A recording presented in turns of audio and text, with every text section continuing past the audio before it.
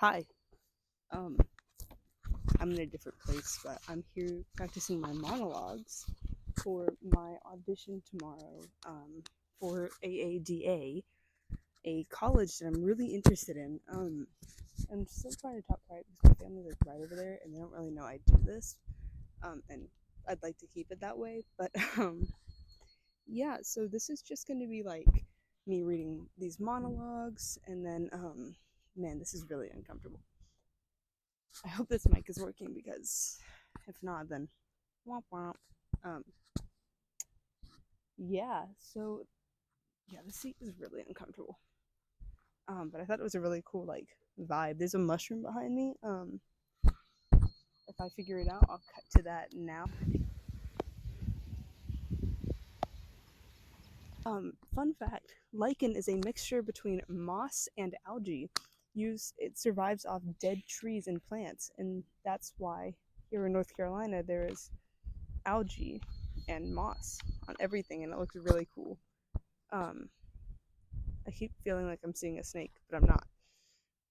Anyway, so this first monologue is from Julius Caesar, Act 3, Scene 2. A very popular monologue. It's Mark Antony's monologue, like Friends, Romans, Countrymen monologue. And then the second one is actually a monologue from the show called Suburbia, which I had to fill out this document the other day, actually last night when I was like up really late.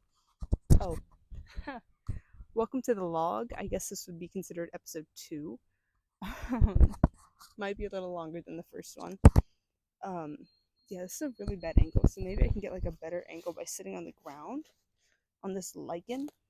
So we're gonna cut to me figuring that out. Anyways, maybe this is better. Oh, you can see a little like leaf in the corner up here. That's kind of cool. But I wrote down the monologues in this journal my theater teacher gave me. Using a high school theater teacher's gift to move on to college. So bear with me as I have to have this memorized by tomorrow. Yeah, I think I'll just do something like this. Yeah. So, this is Julius Caesar, Act 3, Scene 2, Mark Antony's monologue. Friends, Romans, countrymen, lend me your ears. I come to bury Caesar, not to praise him. The evil that men do lives after them. The good is often interred with their bones. So let it be with Caesar.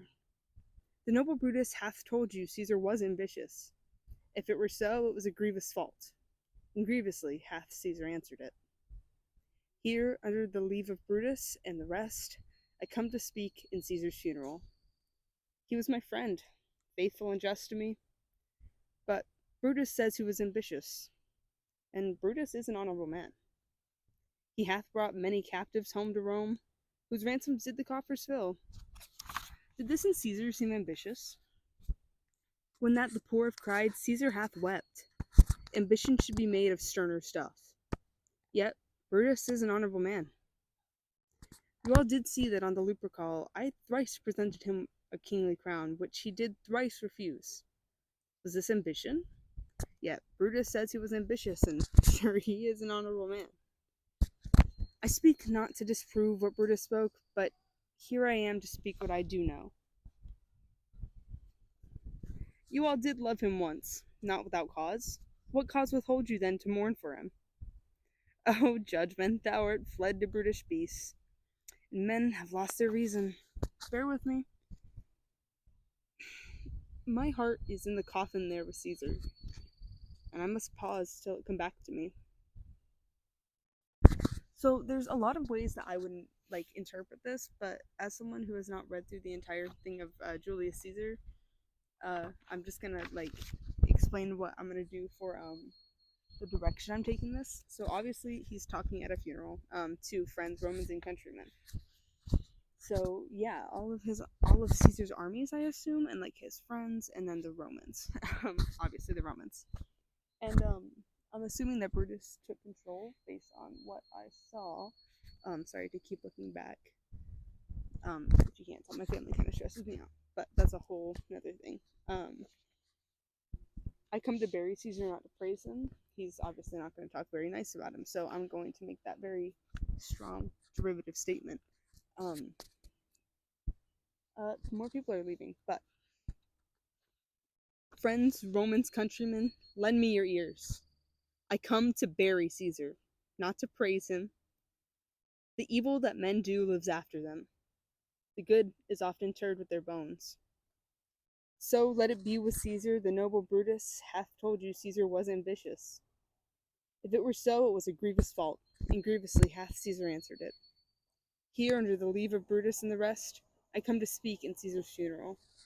He was my friend, faithful and just to me, but Brutus says he was ambitious, and Brutus is an honorable man. Oh, I have mud on my shirt. Sorry, I got distracted. So anyway, this is just kind of saying if Caesar was ambitious and like evil and hoping to take power, it was a really bad skill issue, pretty much, and he lived up to it apparently. But obviously the rest of the monologue is just him being like, was he really ambitious, or did we paint that picture so Brutus could take control? Also, I just popped my neck and my entire spine realigned. Anyway, sorry, there's chickens nearby too. Am I countryman? I am from Oklahoma, guys. Anyway, friends, Romans, countrymen, lend me your ears. I come to bury Caesar, not to praise him. The evil that men do lives after them. The good is often interred with their bones. So let it be with Caesar. The noble Brutus hath told you Caesar was ambitious. If it were so, it was a grievous fault, and grievously hath Caesar answered it. Here, under the leave of Brutus, I speak in Caesar's funeral. Sorry, I messed that up. Here, under the leave of Brutus and the rest, I come to speak in Caesar's funeral. He was my friend, faithful and just to me, but Brutus says he was ambitious, and Brutus is an honorable man. Sorry. He hath brought many captives home to Rome, whose ransoms did the coffers fill. Did this in Caesar seem ambitious? When that the poor have cried, Caesar hath wept. Ambition should be made of sterner stuff. Yet Brutus is an honorable man. You all did that on So obviously I need to work on this more. I'll practice it, and if I feel like it, I'll add it at the end of what I want it to sound like. Because I just don't want to keep repeating it to you guys, because obviously you don't want to sit here for however long this video is going on for. Anyway. But yeah, so the next one is from a play called Suburbia. And Lord, I've only read Act 1. Holy cow, I didn't know how crazy this thing was. Also, if you hear the wind, I'm sorry, but I can't really control that. This is Pony's monologue. I haven't even gotten to this point in the script, but it's a monologue, and it's not inherently inappropriate. It's the script itself that is. Awesome. You know something? I feel good. I feel good out with you guys again. I forgot what it was like to just hang out. And you know why it feels so right? Because you guys are real. You have a sense of humor. You guys live your lives. The guys on the road, the band, all they talk about is scoring chicks, and Danny, damn, all he talks about is money. No, I mean, when we were driving out here, I told George, the driver, to roll the windows down just so I could smell the air. The aroma of freshly cut grass, great. The houses were flashing by, and I could just see into the picture windows. Families watching TV, eating dinner, a guy drinking a beer. The suburbs. They don't call it the American dream for nothing. Or this afternoon, I went by the mall and just walked around by myself. Dude, I just wanted to be alone and get, that good old mall feeling. Order, safety, security. I've been trying to write something about it, but it's new. Nah, never mind. So I feel like with this monologue, there's a lot of, I'm going to say contemporary for lack of better words, contemporary monologues like this, where it's just like, you can tell you're reading a script. And I don't, my goal right now with my acting the way it is, here lately, all the productions I've helped with, I've been on the tech side of things, Anyway, I'm gonna do this and hopefully it helps. But I've been doing like the tech side of things, and I've gotten out of the habit of acting, and I just feel like I need to get better at acting again. I feel like I've been doing bad even when I did act. But I don't know, just scripts like this, you can tell you're reading a script, and I want to do better about being able to sound like I'm not, because I want to go into film for camera, or acting for camera is what I meant to say. And I don't know, I just feel like that's a level of real you have to be, like you have to be that character, you know. But yeah, I've just been thinking about it. Some things I've done recently, I've obviously I've graduated high school, I told you about that. I started reading the Odyssey last night. I'm like 13 pages in, and it's actually not bad so far, but I don't know, I feel like my focus lately has just been like off, like really really bad focus lately. And I'm gonna take the book to work, and if I get a second to sit down, I'll read it. I don't expect to sit down because it's my first day of work and I'll be training, but I'm honestly really scared of learning how to use a POS system, and like I'm excited scared, you know. Um, but yeah, I'm gonna be a barista, and I think that's gonna be cool for the summer. And then if I get into AADA, I'll go there. If I don't, I'll go to AMDA, and the rest is history.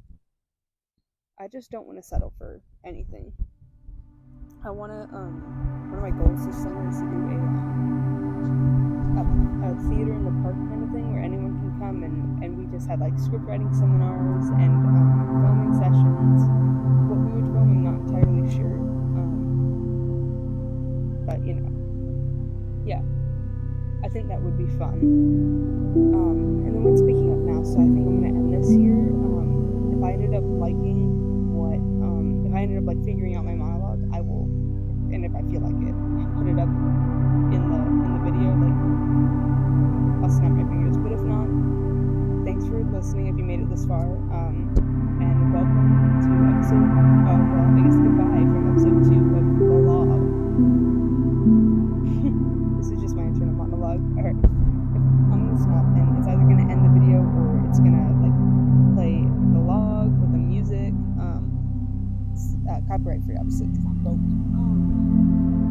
And I don't know how to add copyrighted music without getting plagiarized.